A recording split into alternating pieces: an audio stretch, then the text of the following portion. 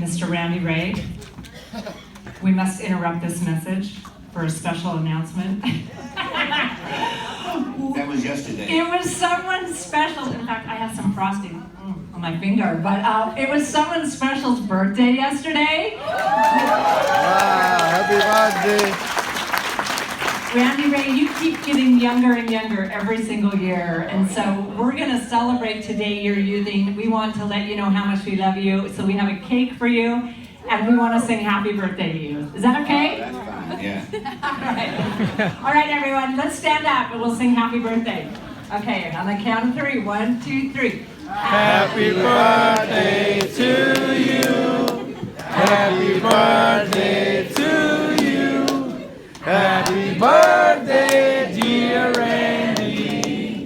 Happy birthday to you.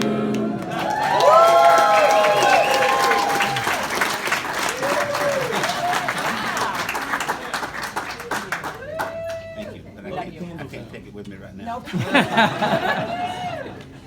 Have a seat.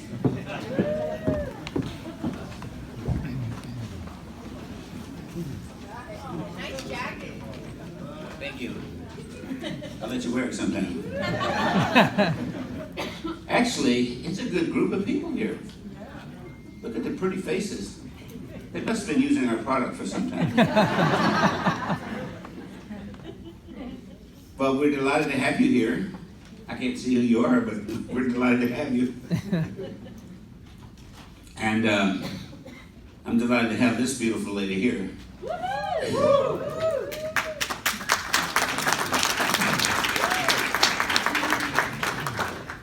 If you were anywhere around Orlando in 1985, you would have heard the Heavenly Choir singing. And that was because that's when I first met Wendy.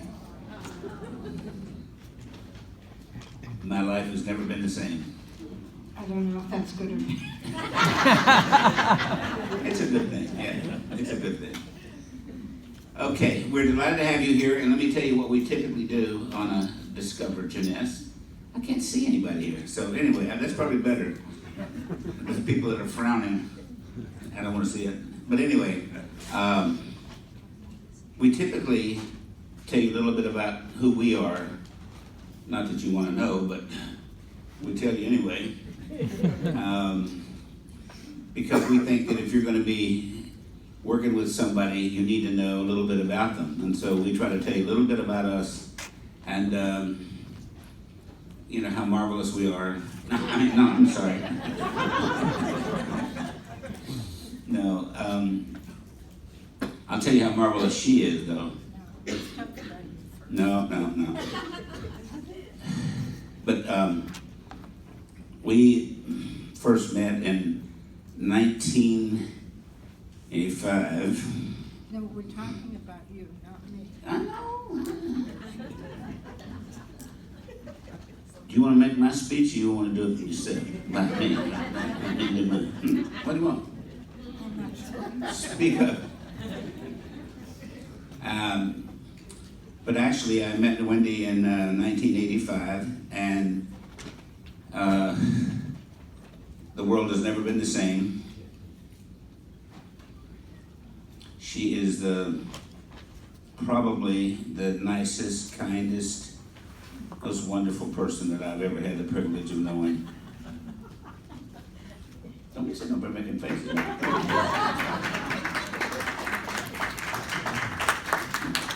See 4 people clap.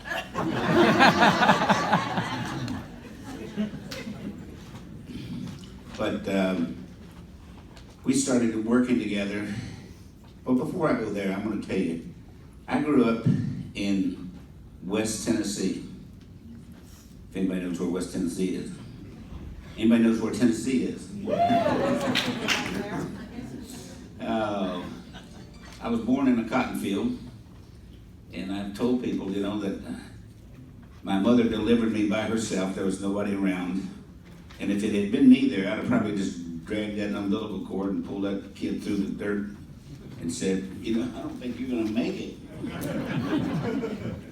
But they didn't do that. I made it, much to their displeasure. Why do you look at me with that tone of voice? Because I don't think it was their displeasure. Go ahead. Yeah. But this little place was called Gravel Hill, Tennessee. And the only people that lived around where we did were people that were either poor white sharecroppers or poor black sharecroppers. And they worked on the land for somebody else, never had any tools or land of their own, no possessions, and we worked for someone else. And hopefully, that if you produce a good crop, you get a share of that. But we never did. My dad was unable to read or write, and so he was taken advantage of all the time. And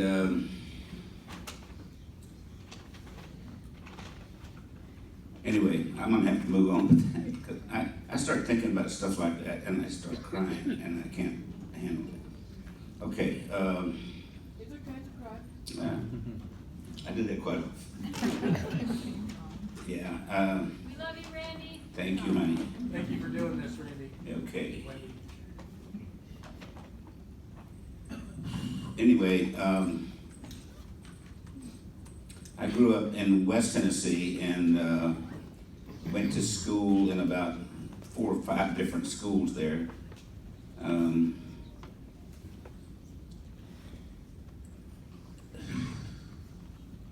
It was not a good time, I'll tell you that, for one thing, is that that's my daddy, my mama, and my older brother up there on the street. Where did they get these things? I'm sure from you. Not from me. It wasn't from me. I don't have them. Anyway, my daddy was a part Cherokee Indian, and he never went to school a single day in his life. He never learned to read or write. My mother was the brilliant one in the group. She finished the 8th grade. And she used to make us promise her that we'd finish the 12th grade. So if she were around to see what we did, not only did we finish the 12th grade, I went on to college, got a degree in computer science and a degree in psychology, helped me understand why my mom was so screwed up. That's probably not nice, is it? But I only said that because it was true. I told my friends one time, I said, my mama put the fun back in dysfunctional. Dysfunctional. Anyway, my mother's idea was that if she whipped you every day, you'd grow up to be a fine, outstanding young man. See what happened? Oh, yeah. That's my mama. How the hell do they get these pictures? I never had any pictures of them. Anyway, so she died when she was 48. My dad died when he was 88. And I haven't died yet. I'm not rushing to do that, you know what I'm saying? I'll just hang around. But we moved a lot and never lived in a place that had electricity. And one thing I used to do is I'd ask my mom to tell me she loved me, because something I really wanted somebody to do is to tell me they loved me. And there wasn't much of that coming. So I told my mom one day when I asked her to tell me she loved me, she wouldn't do it. So I said to her, I don't care if you love me or don't love me. I love me, and there's a lot of things I want to do in this world. And I wrote down this list of things. Started off with, I was going to be a multimillionaire by the time I was 35. And I was 32 when I got there. Yeah.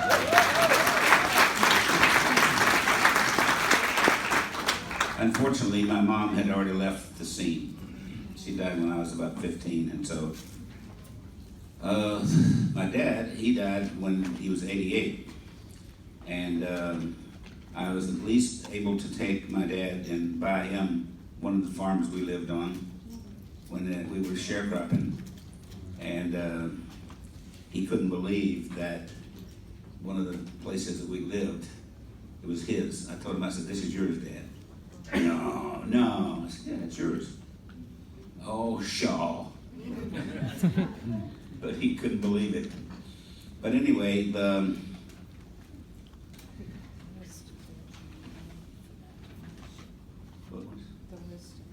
oh, see, that's why she's here. Because I can't remember what I was going to say.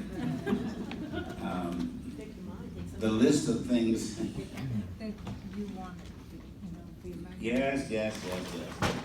The first thing on my list when I told my mom I had things to do was I was going to be a multimillionaire by the time I was 35. And the reason I picked 35 is because the banker's son, Jimmy Simpson, was 35. And to me, when you're 14, 35 is old. So that's what I was going to do. And so I made it before I was 35, but I went to the Army. The Army paid my way through college, but I had to stay in for 6.5 years. It wasn't that I was a slow learner by any ways, but it just took me a while to get finished with everything. So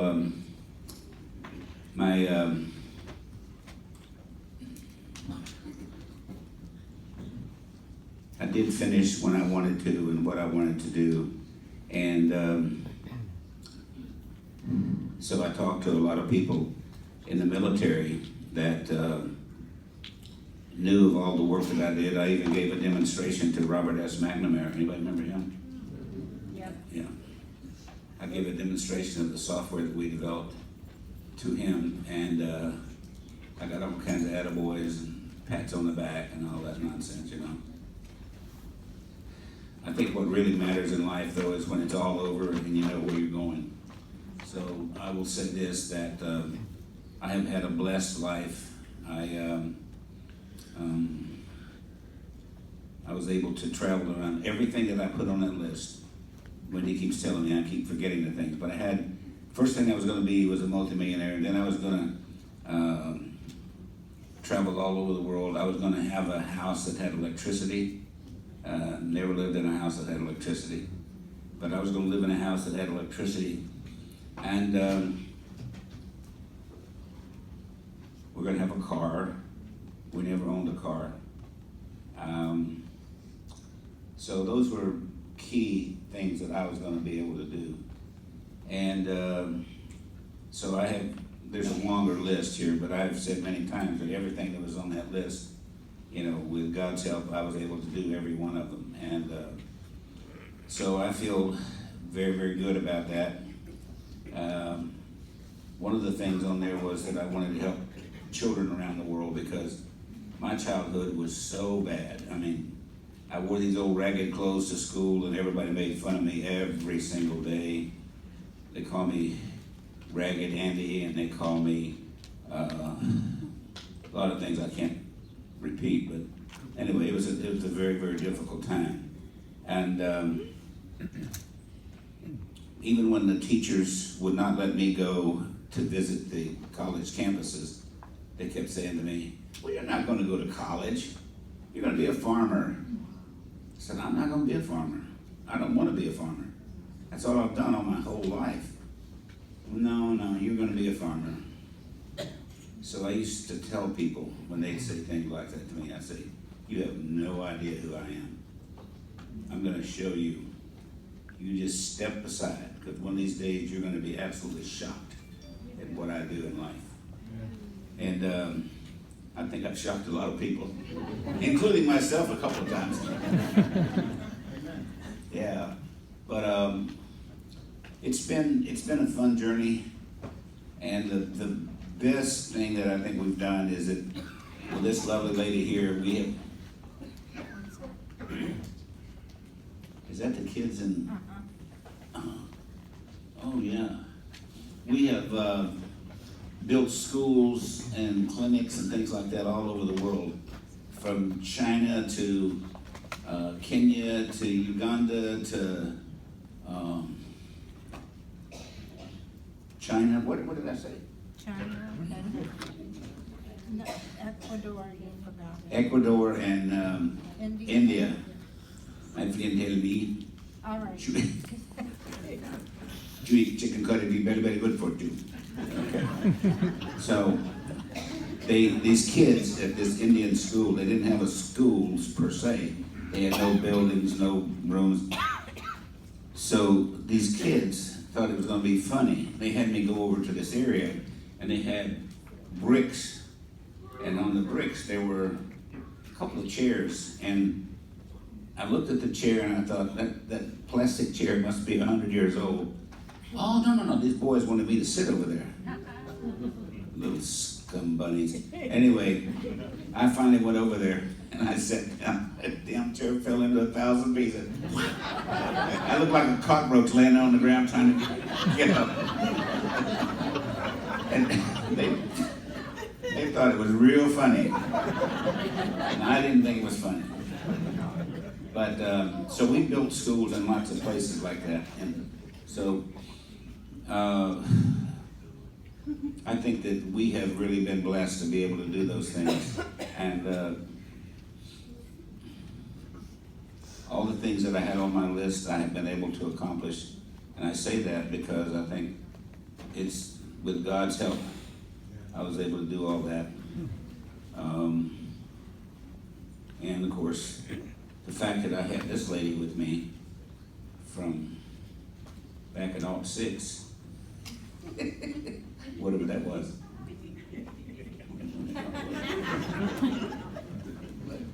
But we've done a lot of neat things together. We've helped a lot of people around the world. And I think when we leave, there'll be people say, what happened to them? They've gone already. Oh, okay. So that's what will happen. We'll be gone. They asked Keanu Reeves the other day, what happens when you die? He said, there'll probably be some people that will miss you. That's it. Something we all are going to do, so that's okay. But he had a very lackadaisical attitude about it, just like my dad did. Because I asked him, when my aunts and uncles were all dying, I said, Dad, why are all these people dying? He said, just as natural as breathing. We're all going to die. We're just passing through this world. I said, you don't really make it sound real good, Dad.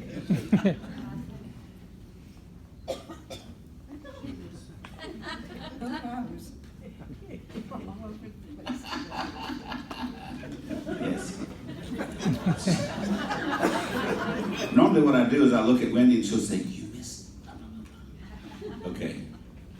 So then I'll go fill that in. But today she's saying, I don't know, you're all over the place.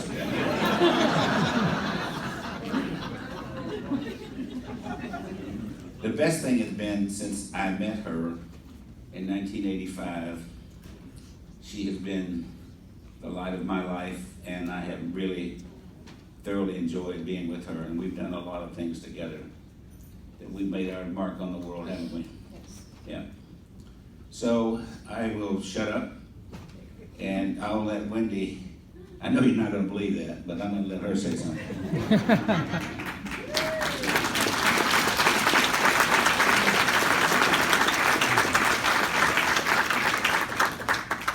I'm gonna try to stand. We'll see. My foot is not good today. We just came back from, We had some procedures done. That's why we're sitting. But anyway, some things that are related to our anti-aging or youth enhancement system with our feet. Anyway, to fill in where Randy left off, first of all, I'll give you 2 seconds about myself. I was not born in Tennessee. I was born in suburbs of Philadelphia. I came from a normal middle-class family, not in poverty like Randy. And I went to college in Philadelphia at the University of Pennsylvania, and I did my master's degree at Temple University in Philadelphia. So my degrees were in mathematics, sociology, and my master's degree was in testing and measurement, educational psychology, testing and measurement. So my background is mathematics. Okay, so when I met Randy in 1985, we decided to work together and we formed a company called AMSC, Automated Medical Systems Consultants, and we computerized medical offices. We took, back in the mid-80s, we were taking doctors from paper pegboard systems to computer systems. And it was a very good time. The timing was right for that because everyone was coming onto computers. We became #1 in the United States and stayed #1 for 8 consecutive years until someone wanted to buy the company. I think it was 1994. We sold AMSC. And the reason we sold it is timing was right. The software developers of the product we were selling were going to take the company public, and we didn't know what would happen to our dealership. So we thought the timing was right to sell it. We sold it to a company that did not want our hardware division, so we separated out the hardware division, and that became Alpha Computer Services. We took Alpha Computer Services to number 184 on the 500 fastest growing privately held companies in America. And after the Inc. magazine report came out, many people wanted to buy that company. I think that was about 2000. Yeah, in 2000, many people wanted to buy it. And I was very happy to sell that company because I didn't like hardware that much. What we did is we did hardware maintenance. And we also realized the timing was right because we were coming from mini computers to PCs and prices were coming down. Today, if your printer breaks, you probably don't have a contract on it, you probably go buy a new printer. So the prices were coming down. We realized people weren't going to want to keep maintenance contracts like they were in the past. So we sold that company. Each time when we sold AMSC and when we sold Alpha Computer Services, we retired. But we retired for a very short time. Probably one time I think we retired for a year. That was the longest. But we couldn't stand staying home and not doing anything. And at the time my kids were teenagers and they didn't want me to be home all the time. Because you could watch them. Go back to work. So we kept working. Anyway, before we sold Alpha, we started co-locating and hosting computers for multi-level marketing companies. And that's how we got involved in the industry. We learned a lot because not only did we host, once we sold Alpha, we started doing other things. We wrote a lot of software because both of us had backgrounds in computers and software and programming and that type of thing. So we started writing downline builders for various companies, software to pay their commissions. And I did a lot of consulting with companies that their compensation plans weren't good. They were going to pay out too much. So I fixed a lot of compensation plans. We started doing customer service. We did everything for startup companies, like when they started from soup to nuts, everything they needed, we did. And we did that for about 15 different companies over the years, and we learned a lot about what to do and what not to do. We also thought we never wanted to own a multi-level marketing company because we saw the good, the bad, and the ugly. But fast forwarding a bit, Randy had a problem with his knee, and he wanted to do anything but have knee replacement. He said, I want to keep my original equipment. So we started researching about stem cell treatments. And we found a doctor in California that would take fat, spin it down, get stem cells, and inject them in the knee. In March of 2009, President Obama passed a bill in Congress to allow stem cell research in the United States. April 2009 is when we went out to California and met Dr. Newman, whose picture's on your screen right now. And Dr. Nathan Newman was the doctor that helped Randy, and for 5 or 6 years he did not have to have knee replacement surgery because he did stem cells. And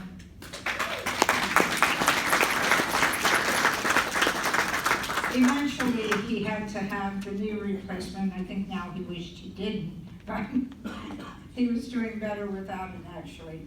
So then while we were in his office, and it was taking a really long time for him to do the procedure because it was the first time they had done it, and they were filming the whole thing. So I saw in his cabinet a bottle of serum, and I asked the girls at the front desk, what is this? And they said that's a serum that Dr. Newman uses on his post-op patients. And a lot of patients will keep buying it because they love what it does to their skin. And they showed me before and after pictures of people that have been using the product. And I really liked what I saw, so I said, I'd like to buy a bottle and try it. So I thought I could use this too. I'm not getting any younger. So I took it home and I used it for a few weeks, and Randy will tell you, I didn't let him have any of it. I was very selfish. I kept it all to myself. I just stayed ugly, that's all. And people started saying to me, what are you doing? Your skin looks so different. It looks so like luminous or something. They kept saying you look so like glowing or something. So I said to Randy, I really like this product because originally I was just using it on my eyes. Then I started using it on my whole face, on my neck, on my arms. And I really was very enamored with it. So I said, I think this would be a great product for a network marketing company. And why a network marketing company? Because as people see you use it, they're going to ask you what you're using. And the more you use it, the more you want to. So it's a very good product that you're going to keep buying again and again. So we went out to California again, and Randy talked to Dr. Newman, and he said to him, how many of these do you sell a month? And Dr. Newman said, about 40, just to my patients. And Randy said, well, how would you like to sell 40,000 a month? And he laughed, and he said, I'd love to, how do I do that?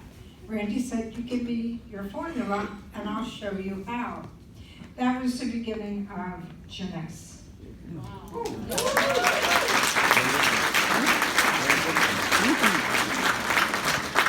So at that point, we came back home, tried to come up with a name for this company we were going to start, and we found Jeunesse because Jeunesse means youth in French. And we thought that would be a good name, a little different, and we started it with that name. And we wanted 2 products. We started with Luminous Serum and the resveratrol product. We wanted something that worked from the outside in and something from the inside out. All youth enhancement products. And we developed the youth enhancement system, the YES system. And the next thing we needed is distributors. Who was going to sell this? Well, we knew somebody out in California, and we went out and talked to her, and we explained everything to her, how this was these were 2 amazing products, and how important stem cells were, and resveratrol to anti-aging or youth enhancing. She didn't get it. She went home and talked to her husband, and he said, what did Randy and Wendy want? And she explained it to him. She said, I don't really get it, I don't see it. And he said, that is the future of medicine. You need to jump on it right away. Stem cells are the future of medicine. So she came back and she decided she wanted to do this, and she brought 5 people. She had herself, there were 2 from Hong Kong, 1 from mainland China, 1 from Indonesia, and 1 from Vietnam, all 5 Asians. And they decided that we should start Jeunesse on 09/09/09 at 9 p.m. because 999 is longevity in Chinese numerology. So that's when we began Jeunesse. And we started Jeunesse for 2 reasons. The first reason was to help as many people as we could throughout the world, because we felt we had been so fortunate and blessed when we had sold AMSC and Alpha that we didn't have to work, and we were doing this because we felt it was time to give back. Maybe we had something that could help other people achieve their dreams, their goals, whether they're little or big. That's up to you to determine and to do whatever's required to meet your goals. That was the first reason. And the second reason we started Jeunesse was to help children around the world. And we started Jeunesse Kids.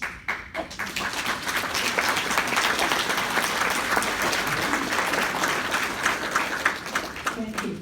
And the most amazing thing and the most wonderful part about it is we found, as we started doing more with Jeunesse Kids, that our distributors wanted to help too. It wasn't just us trying to give back and help children around the world.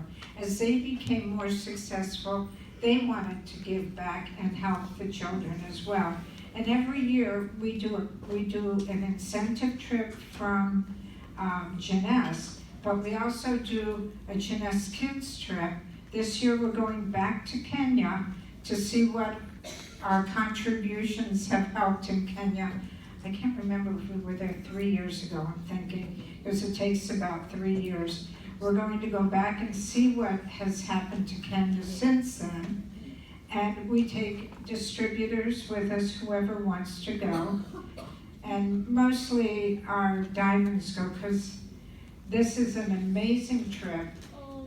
It was my favorite trip that I think we've taken. We do safaris and other fun things besides go to the village and see the children and see the school and all the other things. But we take some amazing trips and we have a lot of fun. And I hope you'll have the same goals and desires that we do, and that you'll want to go with us. So thank you very much.